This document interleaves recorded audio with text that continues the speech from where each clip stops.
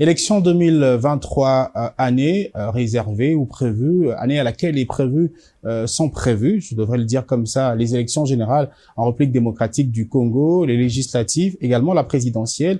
Est-ce qu'encore possible d'avoir les élections en 2023? On en parle avec notre invité qui est du nombre de ceux qui pensent que suite aux contraintes, il faut déjà penser à faire les choses autrement, puisqu'organiser les élections en 2023 va être difficile. Sylvain Maurice Macheke est notre invité et c'est avec lui qu'on va en parler. Bienvenue à vous.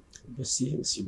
Je voudrais d'abord vous présenter. Vous êtes politologue, ministre honoraire de la Culture et des Arts sous Sami Badibanga, en ce temps Premier ministre, et également ancien candidat à la présidentielle de 2018. Vous êtes également chercheur. Avant d'entrer dans le vif de notre sujet et parler élection générale de 2023, je voudrais qu'on parle un tout petit peu de votre expérience vécue en postulant en 2018 à la présidentielle. D'abord, pourquoi avoir postulé? Peut-être il fallait penser aux législatives, mais vous avez osé aller jusqu'à la présidentielle. Quelles ont été vos motivations? Merci beaucoup, monsieur Alain. D'abord, je disais pour donc votre invitation. Mais vous me posez la question de savoir pourquoi est-ce que je devrais lister les ambitions à l'élection présidentielle de décembre 2018. Et d'abord, je vous dis, je suis congolais, électeur et éligible. Donc, à ce titre-là, j'ai joui d'une liberté constitutionnelle, donc me reconnu par la Constitution de pouvoir postuler à tous les niveaux. Alors, voilà d'abord déjà ce qui fait de sorte à ce que je puisse déjà me présenter à cette élection-là, parce que j'ai ces droits-là. Ça, c'était de un. De deux, je me suis présenté à cette élection-là parce que j'estimais que les Congolais méritaient mieux. Et je me suis présenté aussi à cette élection parce que j'estimais qu'il fallait changer le vécu quotidien des Congolais. Il fallait résoudre les problèmes qui affectent le grand nombre de Congolais. Je devrais être celui qui devrait jouer un rôle actif et direct dans la prise de décision pour ce qui concernait les problèmes donc, qui rongeaient ou gangrénaient la vie des Congolais. C'est parmi les objectifs que je m'étais assigné, raison pour laquelle, ou soit ce sont des raisons qui m'ont poussé à postuler à cette donc élection donc présidentielle de décembre 2018. Et est-ce que ce n'était pas trop osé de votre part? Parce qu'on sait que vous l'avez fait en tant qu'indépendant.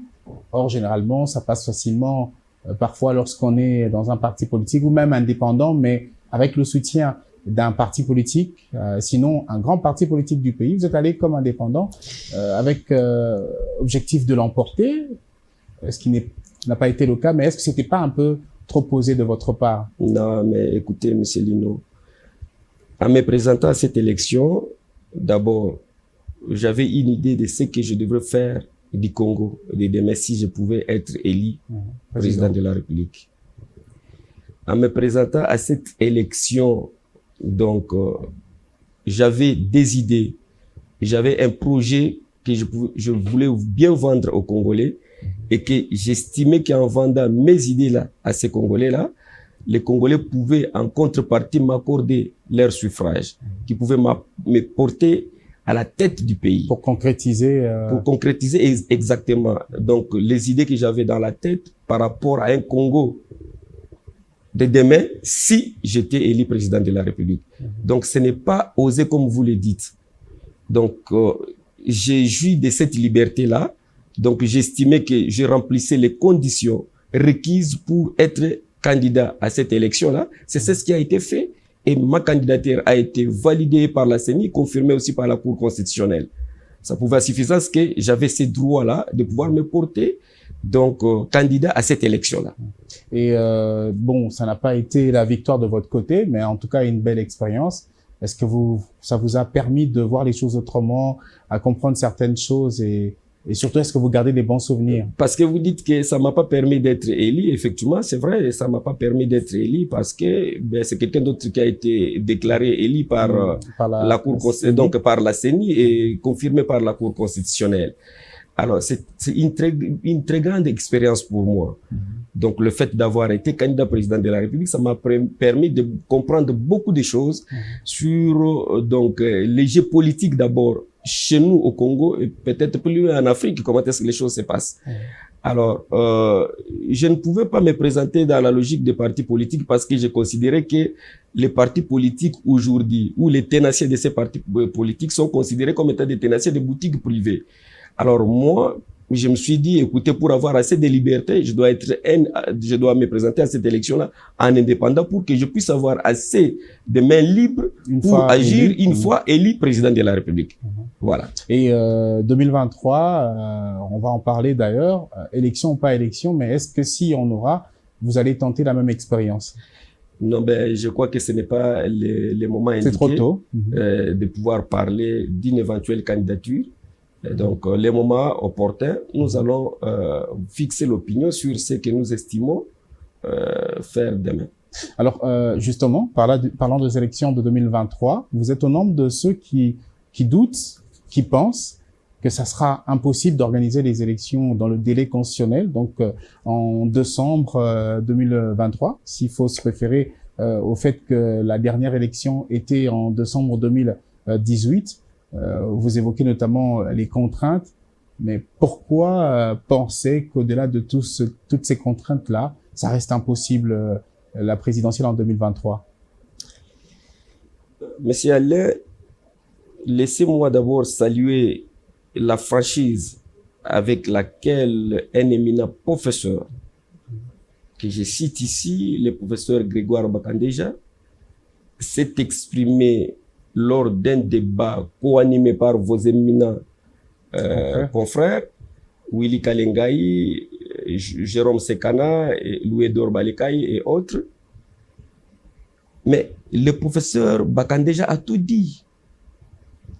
Il a tout dit. Donc, sous d'autres cieux, lorsque vous avez un avis d'un spécialiste qui conseille la République sur une question précise, notamment sur ce qui concerne les finances publiques, qui est le domaine de prédilection du professeur Grégoire Bakandeja, qu'il ne faut pas oublier que c'est un ancien ministre d'abord de l'économie, c'est l'ancien président de la commission économie et donc ECOFIN qui a fait couler plus ou moins 7 ministres à son temps, donc pendant la transition de 1+4, donc la toute puissante commission ECOFIN qui a fait couler ces au niveau de l'Assemblée nationale. Je dis à l'Assemblée nationale. Alors, lorsque un chercheur comme celui-là donne son point de vue, la République devrait s'incliner. Donc, nous ne pouvons pas banaliser la fonction intellectuelle. Je disais, le professeur Bakan déjà tout dit. C'est-à-dire, il nous sera impossible, alors impossible que nous puissions aller aux élections dans les délais constitutionnels, faute de plusieurs contraintes. Et les contraintes énumérées par le professeur Bakandeja sont les mêmes que GI a énumérées à son temps, il y a 2 ou 3 mois pratiquement déjà passés. J'ai dit qu'on ne peut pas aller aux élections dans les délais constitutionnels, faute de contraintes légales, politiques, sécuritaires et sanitaires, financières que techniques. Ça, c'est impossible. Lorsque vous prenez seulement les contraintes politiques d'abord, vous avez un climat de méfiance qui s'est installé dans le chef des acteurs politiques, particulièrement de l'opposition, vis-à-vis du nouveau bureau, des animateurs de la CENI. Même au sein des confessions religieuses. Même au sein des confessions religieuses. Vous voyez, c'est un problème. Vous avez des contraintes légales. Ici, par contrainte légale, pour moi, il faudrait entendre ici les quelques réformes électorales qui sont jugées absolument nécessaires. Avant la tenue des élections. Avant la tenue des élections. Je prends l'exemple. L'élection des gouverneurs et des sénateurs. Nous devons changer impérativement le mode de scrutin en faveur de ces, donc, ces deux animateurs de la vie politique congolaise. Vous avez les sénateurs qui sont élus au suffrage universel indirect, donc au second degré, par les députés provinciaux. Qui sont élus par la population. Voilà. Alors, moi, je me dis, écoutez, il faudrait que nous puissions changer ce mode de scrutin. Il faudrait que les sénateurs et les gouverneurs soient élus au suffrage universel direct pour contourner la question de la corruption. C'est-à-dire par le peuple? Par le peuple. Ils ne doivent plus être élus par les députés provinciaux. Vous savez, avec moi, monsieur Alain, que pour être élu député ou sénateur, chez nous ici, il faut vous faire élire par la force d'argent. Qu'attendez-vous, par exemple, d'un gouverneur qui se fait élire par la force d'argent? Qu'est-ce que vous attendez de ces gouverneurs-là? Si ces gouverneurs-là ne doivent pas d'abord chercher à se faire une santé financière pour récupérer l'argent qu'il a engagé, qu'il a investi pour son élection. Au cas où il a investi l'argent, bien sûr. Mais voilà, inévitablement, parce que je vous dis qu'ils sont élus par la force d'argent. Pareil aussi pour les sénateurs. Qu'est-ce que vous attendez de pareils élus? Et ça, moi, je n'appelle ça pas une élection, c'est une simulacre d'une élection. Ça n'a rien à voir avec une élection. Donc, il est nécessaire de penser à toutes ces réformes-là qu'il faudrait absolument obtenir avant d'aller aux élections. Mais on peut quand même s'en passer. Et plus loin, je suis allé plus loin. Il y a deux choses. Nous devons arriver même à changer notre régime politique. C'est-à-dire?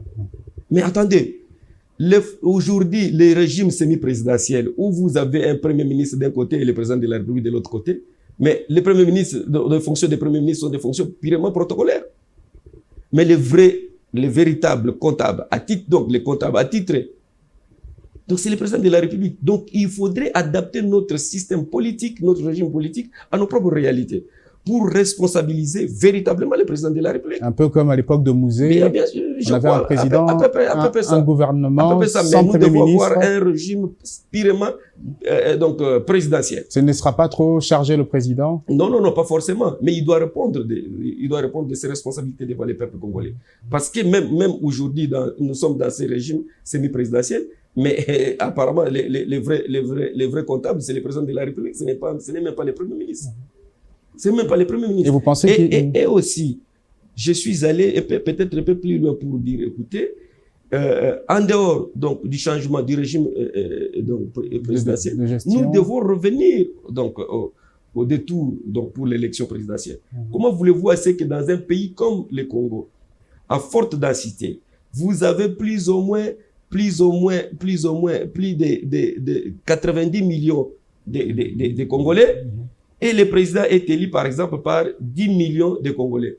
Mais il a une faible légitimité dans la population. Je me dis, il faudrait que nous puissions revenir au détour pour l'élection présidentielle, pour que le président élu ait assez une légitimité populaire, qu'il ait un ancrage réel dans la population. Mais est-ce que c'est pas seulement pour permettre qu'il y ait des alliances Non, pas forcément. D'abord, je vous parle d'un problème de légitimité ici populaire. Vous faites passer un président, donc un président est élu au suffrage direct à un seul tour, il obtient 10% de suffrage lui accordé par les Congolais et il est déclaré élu président de la République, peut-être compte tenu de la pluralité des candidatures à cette élection. Mais attendez, il n'a pas une forte légitimité. Et surtout avec celui qui vient après, il y a quelques petits pourcents de différence. Voilà, vous avez peut-être bien compris les choses. Peut-être que c'est par rapport à ce que je suis en train d'expliquer. Donc j'ai dit, il nous faut changer et le régime politique et revenir au détour pour l'élection, pour l'élection présidentielle. Mais est-ce qu'il y a des contraintes aussi techniques? Peut-être pas, au-delà de ce que vous évoquez. Il y a les machines, je pense. Peut-être qu'il y a déjà de l'argent. Non, mais écoutez, parce que vous parlez déjà de l'argent, je voudrais un peu évoquer cette histoire d'argent, là, tout ça. Monsieur Alain, je crois que les élections relèvent du domaine de souveraineté de l'État. Donc, ces élections ne peuvent être financées que par les Congolais eux-mêmes. il y a une loi de finances qui a été promulguée par le président de la République. Les allocations budgétaires en faveur de la CENI sont estimées à ce jour à 250 millions de dollars. Nous sommes là en 2022. Nous sommes en 2022 et les allocations budgétaires en faveur de la CENI sont à 250 millions de dollars. Mais pour que nous puissions avoir, ne fût-ce que d'abord un fichier prêt, nettoyé, un fichier où on a pris en compte ou en considération les nouveaux majeurs qui sont pratiquement de 4 générations maintenant là, 2019, 2020, 2021 et 2022, qui auront totalisé donc la majorité. 18 ans. Donc requise pour être électeur et éligible aussi. Okay. Il nous faut plus ou moins 510 millions de dollars étalés sur une période de 17 mois en termes de temps pour que nous puissions avoir ces fichiers-là. Pour enrôler le nouveau majeur. Pour enrôler de nouveaux majeurs. Et puis enregistrer peut-être ceux qui exactement, étaient éligibles depuis 2018. Monsieur Lino. Là, nous parlons en même temps de contraintes financières et de contraintes aussi temporelles. Vous voyez? Donc, il sera difficile que nous puissions d'abord avoir ces élections de fisc de part, d'abord le temps imparti, qui est suffisamment minime pour que nous puissions avoir de bonnes élections. Vous voulez assez que nous puissions aller dans la précipitation aux élections pour que nous puissions dénoncer les mêmes tares que nous avions eu à dénoncer hier. Mais non. Parce qu'une mauvaise élection aboutit à une crise. Bien entendu, c'est pour cette raison-là j'ai dit, il nous faut de bonnes élections. Des élections dont le résultat ne serait pas sujet à contestation. Vous allez me dire peut-être qu'il n'existe pas d'élection parfaite. Exactement. Mais il n'y a pas d'élection parfaite. Mais au moins, il faut des élections dont les résultats seront acceptés par la majorité des Congolais. Dont le résultat ne serait pas sujet à contestation, dont le résultat vont épargner à la République et à son peuple une débâcle électorale de plus, une énième scène de violence généralisée dont personne ne sait mesurer, ne sait prévoir l'ampleur ou la gravité. Ainsi, pour vous, il faut que les Congolais se mettent autour d'une table pour en parler. Voilà pourquoi j'ai dit, il y a une impérieuse nécessité de convoquer un dialogue qui va réunir des Congolais. Donc, c'est une initiative d'abord purement congolaise. Et ce dialogue constituerait le cadre idéal de ce report des élections, qui est déjà d'ailleurs constaté déjà par la CENI. Son président l'a dit peut-être pas directement lors de la publication de la feuille de route, d'ailleurs à laquelle je me suis opposé. J'ai demandé à M. Kadima de pouvoir publier un calendrier électoral en nous indiquant clairement toutes les étapes partant de la phase préparatoire du fichier électoral, en passant par la consolidation des données, en passant par la convocation de l'électorat, le nettoyage du fichier, tout ça. Il a dit que ça va... Et jusqu'à la convocation du scrutin présidentiel, qui est un acte déterminé par la Constitution, donc un acte constitutionnel, parce que le scrutin présidentiel doit être convoqué 90 jours avant le scrutin.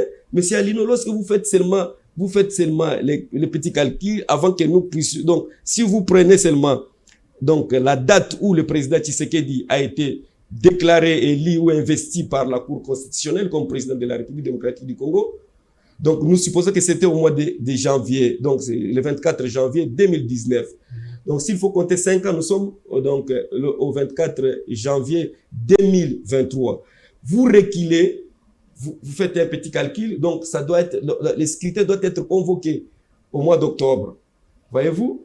Alors, lorsque vous prenez ne fût-ce que déjà 17 mois, tout simplement pour le fichier, il y a d'autres étapes dont les délais ne sont pas compressibles.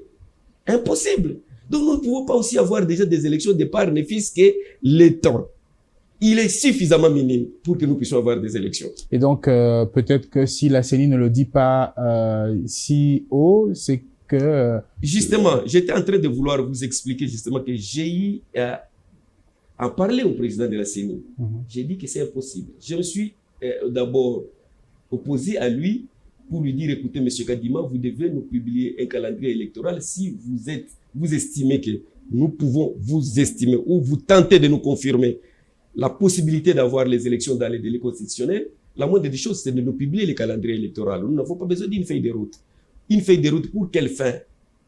Parce que nous avons besoin des élections. Donnez-nous un calendrier électoral. Il a dit que ça va intervenir ultérieurement. Non, c'est d'abord, je dis, c'est déjà impossible parce que lui-même l'a déjà dit. C'est comme ça que j'ai dit ici, la CENI, même si son président l'a dit en demi-mot, mais ils ont déjà constaté l'impossibilité de pouvoir organiser les élections dans les délais constitutionnels. Pour cette raison-là, qu'ils nous ont sorti, ils nous ont publié donc une feuille de route, a sorti d'abord de beaucoup de contraintes.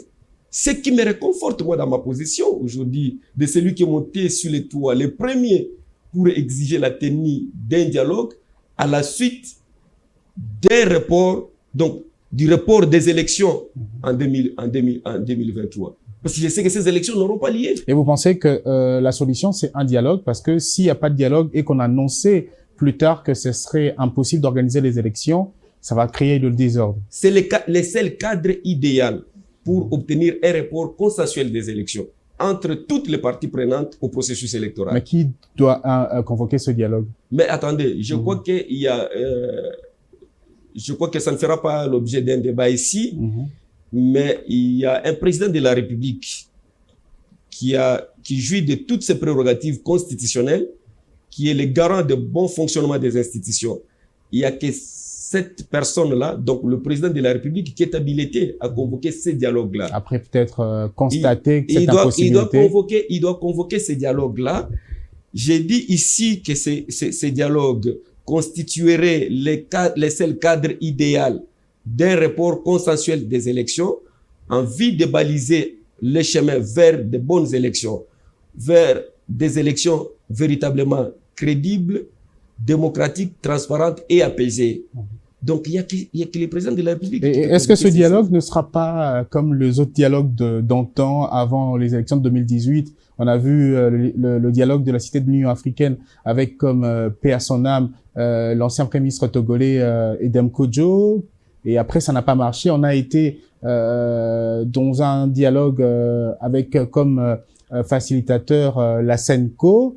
Et après, à la suite, c'est le partage de pouvoir. Beaucoup craignent un dialogue parce que à chaque fois qu'on parle dialogue, l'on pense au partage du gâteau, des postes. D'abord, tenez que les circonstances ne sont pas les mêmes. Il y a une autre contrainte qu'on voulait peut-être oublier, la contrainte sécuritaire et sanitaire. La Covid-19 notamment. La Covid-19. Voyez-vous? Sauf si le pays se déclare avant cela qu'il n'y a plus de Covid. Voilà. La contrainte sécuritaire. Monsieur Lino, vous êtes Congolais, vous vivez dans ce pays. J'espère que vous suivez tout ce qui se passe à l'est du pays. C'est chaque jour ici qu'il y a des tueries, des massacres en cascade contre nos frères de l'Est qui n'ont commis comme le seul péché d'être originaires de ces coins de la République, de cette partie, donc de la partie orientale du pays. J'ai suivi un jour à l'Assemblée nationale, je l'ai dit aujourd'hui avec précision, que le président de l'Assemblée nationale a évoqué cette question publiquement en demandant à certains compatriotes de quitter les groupes armés. Ça veut dire que ce président connaît avec précision qui sont les tireurs de ficelles de cette affaire à l'est du pays. Et vous, monsieur Lino, Alain, vous estimez que c'est une question banale qu'on ne peut pas évoquer entre des Congolais? Mais c'est encore une raison de plus pour que nous puissions avoir un dialogue, pour que nous puissions échanger entre nous les Congolais. C'est quand même trop. Mais il y a toujours eu élection dans cette partie du pays, malgré les à l'époque, c'était un territoire où vous faites allusion peut-être à Béni. Mais aujourd'hui, ce sont des provinces entières. Et nous sommes aujourd'hui sous un état de siège. À l'époque, on n'avait pas décrété l'état de siège. Mais il y avait quand même des opérations. C'est pour cette raison-là, je vous dis que les circonstances ne sont pas les mêmes. Donc, aujourd'hui, les circonstances sont tout à fait autres que celles de 2018. Parce que 2018, déjà, on avait 2 ans de glissement. Et cette fois, vous préconisez un dialogue avant même, avant qu'il y ait un glissement, puisque bon, C'est quand il y a un glissement qu'il y a un problème, mais si on prévoit, on sait il y aura glissement et que chacun essaie de mettre en place les stratégies qu'il faut, on peut éviter le chaos. Vous savez, peut-être les gens pourront dire que peut-être c'est si tôt, mais c'est un vœu que j'exprime si tôt pour épargner à la République du naufrage, d'un probable report des élections. Rien à voir avec des idées derrière la tête pour obtenir un poste. Non, pas forcément. Monsieur Lino, quand est-ce que d'abord on va parler du développement de ces pays? Je me dis, ces dialogues, c'est notre cadre idéal pour que nous puissions parler aussi du développement de ces pays. Avec quelque chose que je suis en train de préconiser, c'est que j'appelle plan directeur de développement de la République démocratique du Congo. Dans 50 ans, la RDC aura combien d'habitants? Et comme nous aurons par exemple 200 000 habitants dans 50 ans. 200 millions. 200 millions, et voulais-je dire, 200 millions d'habitants. Nous aurons combien d'hôpitaux pour soigner ces 200 millions d'habitants? Nous aurons combien d'écoles pour scolariser les enfants? Combien d'universités? Quel sera l'état de nos routes pour faciliter peut-être les échanges commerciaux entre le fisc et nos provinces? Justement, c'est le rôle de celui qui prend le pouvoir pour... Mais justement, c'est pour cette raison-là j'ai dit, il nous faut un plan directeur pour le développement du pays, pour permettre à tout celui qui sera élu demain comme président de la République de ne pouvoir exécuter qu'un plan qui a été déjà tracé.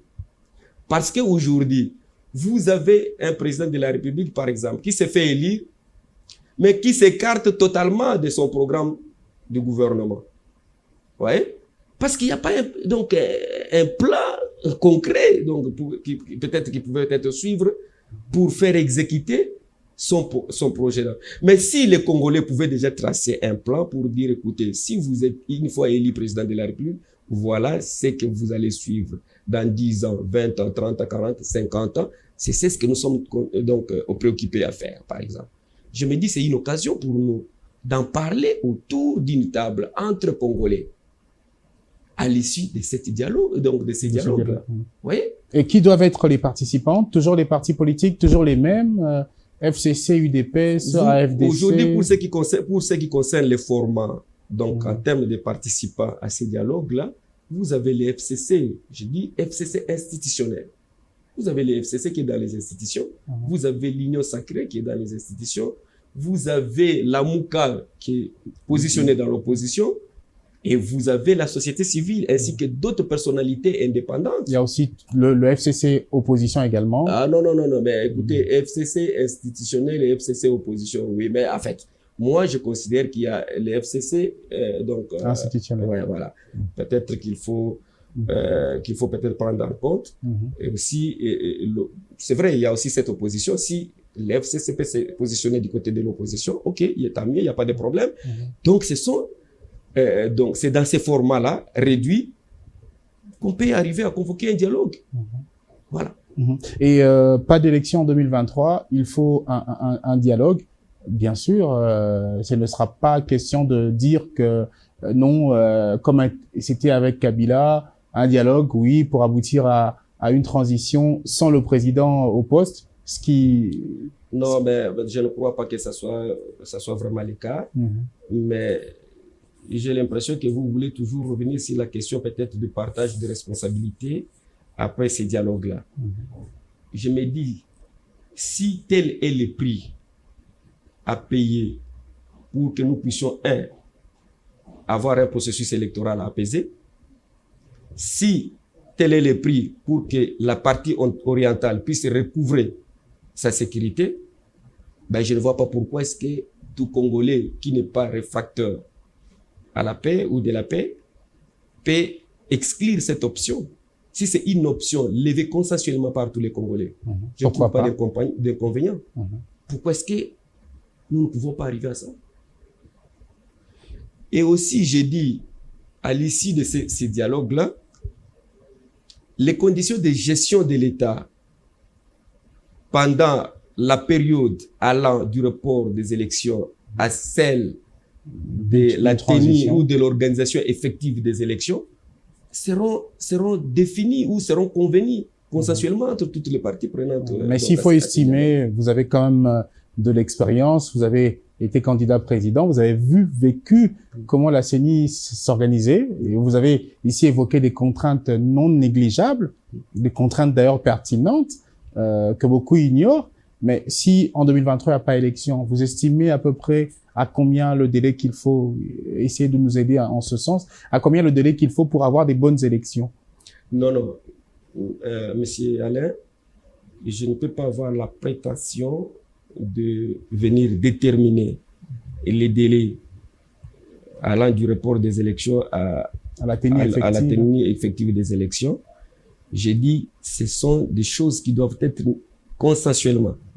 Donc, traiter dans ce dialogue entre les parties prenantes à ces dialogues. Qui doivent impliquer aussi les experts bien entendu. Bien entendu. Donc, moi, je ne peux pas là, quoique je suis le chantre aujourd'hui, donc, du dialogue, mais je ne peux pas nullement avoir la prétention de pouvoir être celui qui peut déterminer même le timing. Mais c'est vrai que nous avons des idées, mais ce sont des idées que nous allons échanger entre toutes les parties prenantes et arriver à un consensus. Dès qu'il y a un consensus qui se dégage, c'est à ce moment-là que nous pouvons peut-être dire, écoutez, parce qu'il y a des experts qui ont conseillé, par exemple, à la République, pour que nous puissions avoir de bonnes élections, il nous faut un temps maximum de tel autre nombre d'années, par exemple. À ce moment-là, nous allons aussi nous plier donc au conseil des experts et voilà, on pourra maintenant voir comment est-ce qu'on peut reporter consensuellement ces élections-là à cette date qui sera convenue entre toutes les parties. En parlant des élections, on sait que le mandat à la présidentielle ou pour un mandat pour être président, c'est 5 ans. Et pendant les 5 ans, le président en fonction a cette mission aussi de prévoir l'organisation des prochaines élections. Pendant les 5 ans, on a comme l'impression qu'une fois au pouvoir, c'est pas dans les priorités, ça traîne pour installer une nouvelle CENI, dont le bureau en place a une mission précise jusqu'à finir son travail, les élections à tous les niveaux, même si jusque-là on est loin d'organiser les élections municipales, tout ça. On a comme l'impression qu'une fois au pouvoir, on pense plus aux élections. C'est à 3 ans, à 2 ans et demi qu'on commence à penser à organiser les élections. Est-ce qu'il faut peut-être pas changer les choses Vous savez, monsieur Alain, avec l'actuel pouvoir, ils vont vous dire que compte tenu des difficultés de trésorerie de l'État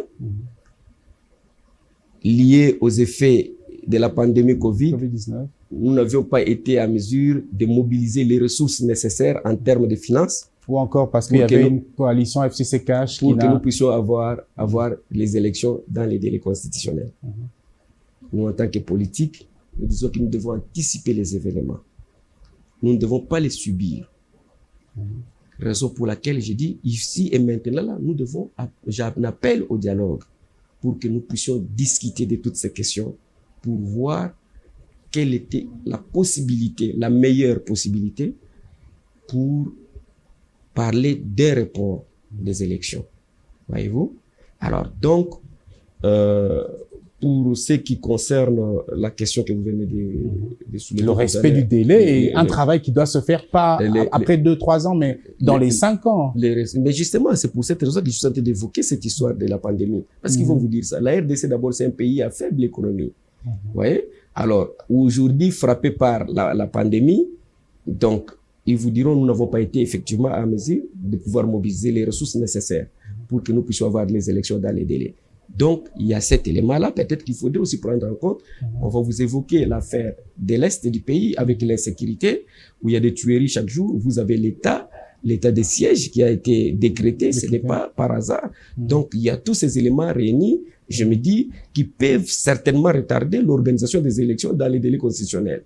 Donc, voilà pourquoi moi, j'insiste à la tenue d'un dialogue au pays pour éviter un chaos inédit à la République. Peut-être qu'il faut faire comme chez les autres, que l'organisation des élections soit attribuée au ministère de l'Intérieur qu'il y a un secrétariat général, qu'il y aura peut-être une structure supplémentaire pour travailler que sur les élections? Ben, c'est peut-être parmi les réformes qu'il faut envisager. C'est parmi des réformes qu'il faut envisager. Parce que s'il faut chaque fois avoir une CENI voilà, qui change... Qui pose toujours problème. À chaque fois, nous devons changer les animateurs de la CENI. Donc, à chaque cycle électoral, il faut changer impérativement les animateurs de la CENI. Ben, écoutez, c'est parce qu'il y a justement cette question-là de méfiance des animateurs.